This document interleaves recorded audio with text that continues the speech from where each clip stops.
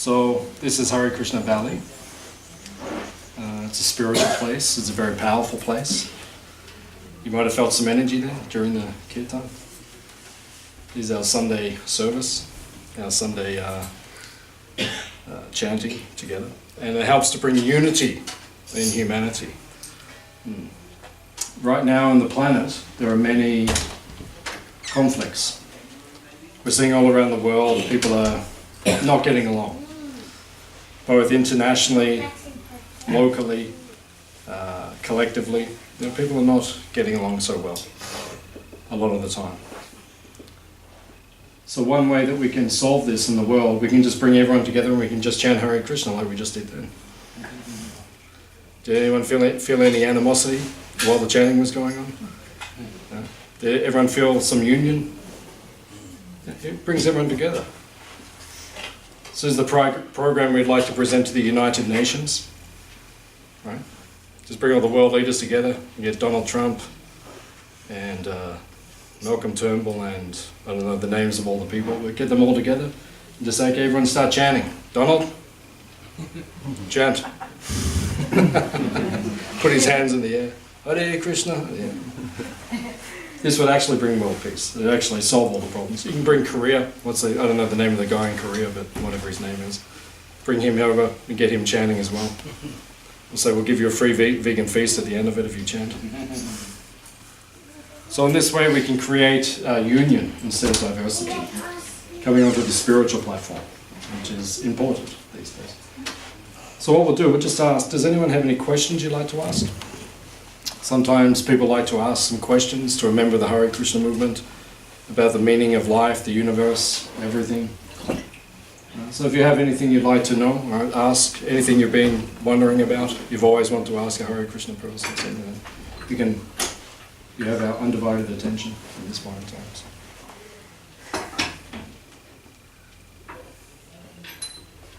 I actually have a question. Yeah. I've been to many Aartis before, but I haven't actually understood some of the meanings behind some of the practices, like with the fire and then waving the hands over, the snowing of the flower. Those, can you explain a little bit more detail about those? About the meaning of the whole thing? Or? Yeah, like why do you do the practices and how does it, like for me personally when I do the Aarti, I feel the connectedness, I definitely feel different in the energy when I place the hand over the fire and all those things I can feel, but there must be sort of like a meaning toward the practices as to why you do it. Yeah, why we do it. Yeah. Okay, nice question, that's good. So, we were doing the Aarti ceremony just before, and my wife was doing the offering to the altar. So the first thing that we offer is the incense. So when you bring someone to your home, then you create a nice atmosphere to welcome them. So an Aarti, in one sense, it's a welcoming ceremony. It's a way of treating a guest with respect. So this is considered to be the temple of God, the temple of Krishna. We have a kids' room in the back also, just over here in the back side, and you can hear everything that I'm saying in the back also.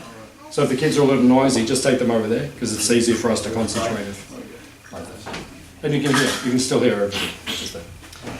So, this is the temple of Krishna. We see God as a person. Just like, hands up here if you're a person. Okay, 95%. That's good. The other 5%, we're not sure. Nice to have you here also. We welcome everyone here. People and whatever you are. Then. Thank you. But we're all people. So these days it's very popular for people to think that the Supreme is impersonal or just energy and light. Just like I connect with a lot of people from what we call like the New Age movement. So quite often when they send a letter or they sign off, they always say with love and light. And everyone talks about the light, about the energy, about oneness. So that's people's understanding that we're all people down here, but the Supreme is just energy or light. Where our teachings, our ancient teachings from India, the Vedic teaching, they teach, just like we are people, the original person is also a person. He has name, form, qualities, attributes, like that. According to the ancient teachings, we call him Krishna. And just like you'll see in the pictures, there's a bluish kind of boy. That's Krishna. That's our understanding of God. He's a bluish cowherd boy. He likes to wander through the fields with cows, having picnics on the banks of the rivers, putting flowers in his turban, playing a flute. Does it sound like a pretty cool person? Yeah. Super cool. Super cool person. For me, it's very easy to see Krishna as God, because he's very cool. He's the kind of guy I'd like to hang out with. So I could just wander through. I mean, hands up if you'd like for the rest of eternity to be on the banks of rivers, having picnics, wandering through fields with cows. Anyone? Everyone's into it. Right? So that's why we accept Krishna as being supreme, because he's just very cool. The kind of person we'd like to hang out with. So when we're doing the ceremony, we're receiving Krishna or God himself, and we're saying, first of all, we're making him the center of attention, because in this world everyone likes to be the center of attention. We like to have the focus on us. Right? But let's put the focus on him, because he's unique, he's quite special. So we're welcoming him, although this is his home, but we're kind of entering into it. But we're saying, okay, now we're receiving you, or we're welcoming you, or we're honoring you. So the first thing that we offer is the incense. The incense makes a very fragrant atmosphere. It makes it nice. If someone comes to your house, you want it to smell nice. So different fragrances. And traditionally, in the old days, they'd light agabati or incense, or they would fragrant oils, water mixed with rose water or with sandalwood. They would sprinkle that around the home to make a fragrant atmosphere. And then secondly, we offer the lamp, the fire, which you saw. That's because in the old days, there wasn't electricity. So when someone comes to your house now, you just turn on the lights, instant. In the old days, you'd have to go around and light everything. They'd go and light all the lanterns within the house. So that's symbolic of we're lighting up the house, or lighting up. Traditionally, that's what we'd be doing. And then we offer the water, and then they sprinkle some water. So when someone comes to your home, if they've traveled a long distance, you say, would you like to have a shower? Would you like to refresh yourself? So we offer some water to wash or to refresh. And then the handkerchief means we offer some cloth. Someone comes to your house. Back in the old days, these days, we just drive from Melbourne to Bamborough. It takes an hour and a half. In the old days, you would come on a horse and cart, or a bullock cart, or you'd walk. So when you'd usually be quite tired. So the water would refresh you, and then you would offer fresh clothes to your guests. That's first-class treatment. If someone comes to your house, say, here's a fresh set of clothes. You'd feel very honoured. If someone came to your house and you said, what colour blouse do you like? And then you offer fresh clothes like that. That's very respectful. So then the handkerchief, and then the flowers. We offer, you see there's flower garlands. So you offer like a garland. When you go to Hawaii, if you've been to Hawaii, when you come out of the airport, they put a garland, a lei on you. So it's a sign of respect. Fragrant flowers, cools the body, and it's aromatic, and it's like that. So we offer flowers, and then we offer the chamara, which is like the whisk. Not the whisk, what do you call it? Oxtail. Oxtail. Yeah, there's another name for it as well. I'm just trying to think. But you offer the chamara, which means we're offering like a fan. You see in the ancient movies, they used to fan the kings and like that. So it's to offer respect like that. So when we do that, it's an Aarti ceremony, or it's a way of receiving the guest. And then we take the lamp, for example, we take the fire, we take it around the room, because it's been offered to Krishna, and then it becomes purified, sanctified. And then when you touch that, you're also feeling the spiritual energy, because it's been offered to God himself, Krishna himself, so it becomes purified. Then when you touch it, it actually purifies your senses. It's a way of becoming purified. Just like now, we're sitting up here, we're about to bring food, which we've cooked today. But before we eat food, we always offer it to Krishna, to God. So we're about to bring the food in, we're about to offer it to to Krishna and God, and then it becomes sanctified, purified. And then later on we'll take the feast. And then it has an extra element in it, which means it is spiritualized or purified. And when you taste it, you also become purified just by eating. It's the yoga of eating. It purifies you just by eating. So Hare Krishna food has a special ingredient. Has anyone noticed there's something different about Hare Krishna food? Yes. No? Yeah. Oh, he is. Go on. He's a Hare Krishna food addict. He's addicted. Keeps coming back. Brings his esky, fills it up at the end, and takes it away. When's the food coming? I'll talk quickly so we can see. So that's the system, because when you take the food, and people over the years, many years I've been practicing Krishna consciousness, then many people, they always come and they say, oh, have you got any of this Hare Krishna food? There's something about the food. Even I was in Tasmania one time, one guy came up to me across the street and he said, what do you do to the food? What's in the food? Because it's offered to Krishna, it's spiritualized. So therefore when you taste it, there's like what we call a higher taste, or it elevates your consciousness just by eating. So we're purifying our consciousness. The world these days, people are addicted to eating meat, which is destroying the planet actually. The single most detrimental activity on this planet at this point in time is meat eating. The world, people are eating meat all over the world, and it's not environmentally sustainable, it's not ecologically sustainable, it's not sustainable in any way, morally, spiritually. There's karma involved in eating meat.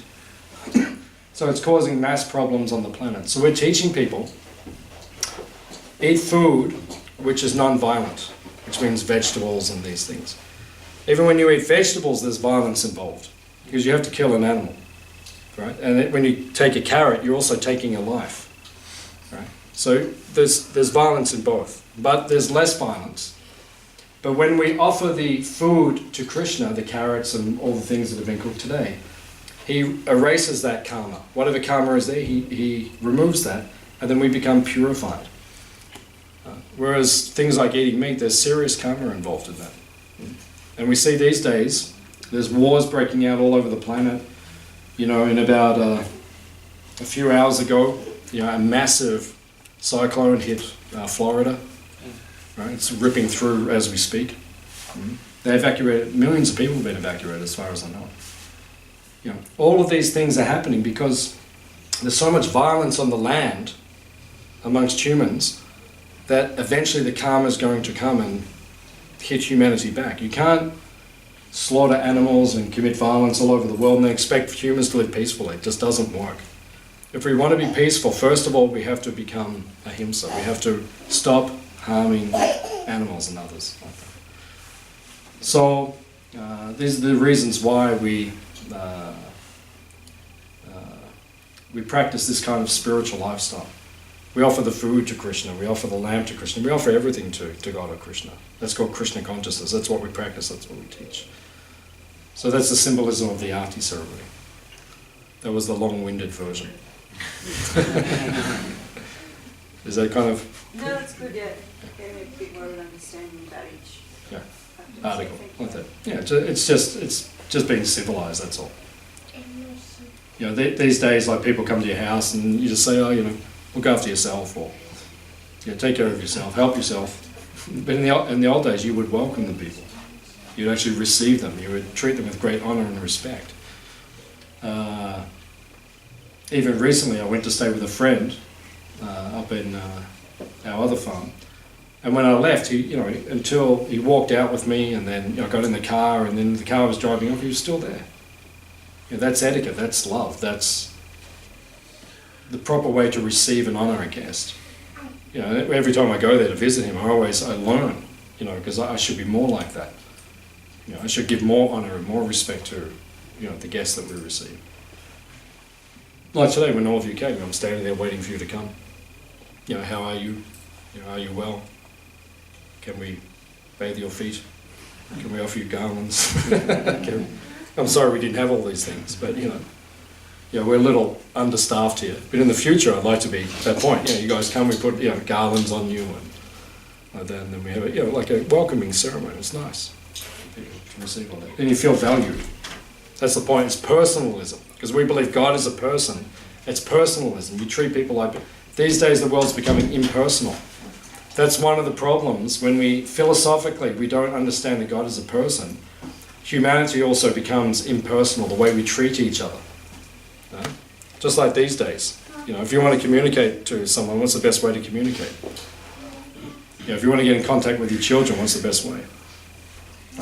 You send them a Facebook message. And they'll respond to you. Like I wasn't on Facebook until about 3 years ago. I personally find it a more or less a waste of time. I personally find it quite shallow, hollow, unsubstantial, unfulfilling.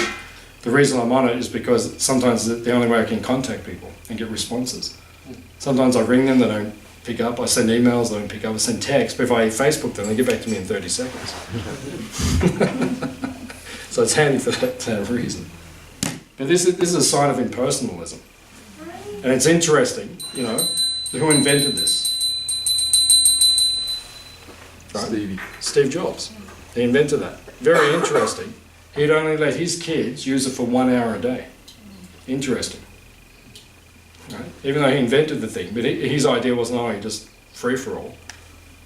Like if I don't control my daughter, she's on it all the time. We have to tell her, put it down, play flute or do something else. This is impersonalism. Personalism means we actually talk to people. It's a little weird these days. Like, don't talk to me. It's like that, Send me a text, that's okay, but it's just impersonal. So. Anything you'd like to add further to that? Me? Oh, no, you've answered everything that I was thinking of. That's the basic understanding of why we do. Yeah. So, good question.